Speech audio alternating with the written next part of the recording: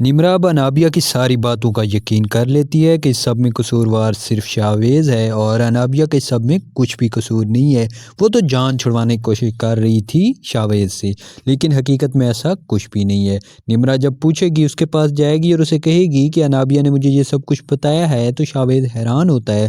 Chavez घर आकर call करेगा अनाबिया को और कहेगा कि ये तुमने क्या कहा, लेकिन इससे पहले जैसे ही उसकी मॉम के पास निम्रा आई होती है, निम्रा वही बात कर रही होती है। शावेज़ कहता है, तुम्हें यहाँ आने की ज़रूरत नहीं थी, मैंने तुम्हें कह दिया है ना, दोबारा तुम यहाँ नहीं आओगी और तुम्हारा और मेरा रिश्ता अब ख़त्म हो गया। निम्रा कहती है, लेकिन आंटी को मैं तुम्हारी हकीकत बताने आई हूँ, उस दिन ये मुझे रोक रही थी ना, लेकिन मैं गुस्से में थी, मैं बता नहीं पाई।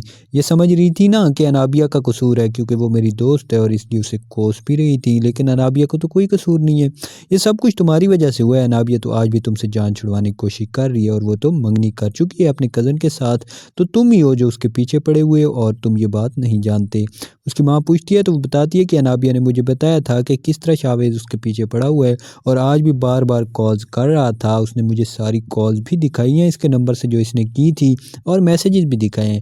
शायद मैं पहले यकीन नहीं करती, लेकिन अनाबिया मुझसे झूठ नहीं बोलती। अनाबिया ने अब इस तरह शीशे में उतार दिया था निम्रा को कि निम्रा को बिल्कुल सच्ची लग रही थी अनाबिया और कसूरवर लग रहा था शावेज़।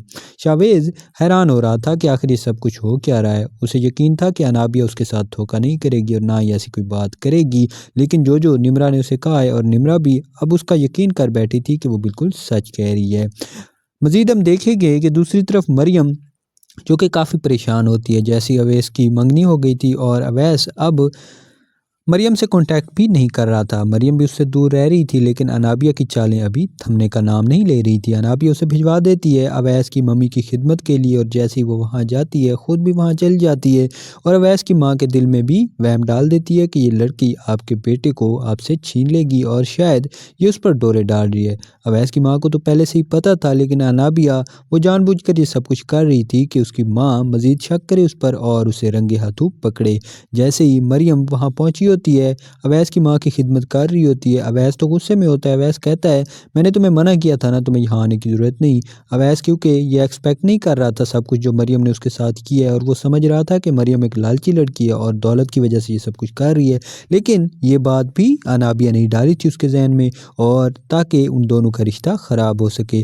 जैसे ही वो वहाँ मौजूद होती है, वो बात कर रहा होता है, वहीं शोर होता है। अनाबिया बुला कर ले आती है अवैस की माँ को। वो उसे कहती है, तुम यहाँ अकेले इसके साथ क्या कर रही हो? मैंने तुम्हें बुलाया था अपनी खिदमत के लिए, ना कि यहाँ रंग रलियाँ मनाने के लिए।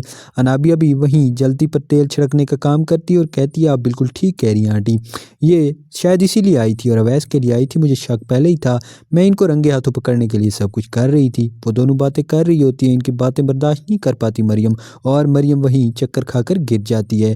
मरियम की तबीयत ठीक नहीं होती, उसे अनाबिया खुद उठाकर हॉस्पिटल ले जाती है और उसे बदनाम कर देगी अवैस के साथ, ताकि उन दोनों के रास्ते से अवैस हट जाए और वो मरियम से निकाह कर ले और इसके बाद वो शावेज़ से खुशी खुशी शादी कर लेगी और उसके पेरेंट्स को भी इस पर एतराज़ नहीं होगा। लेकिन इतना आसान नहीं था अनाबिया के लिए, शायद और भी ज़िंदगियां बर्बाद करनी होगी उसे।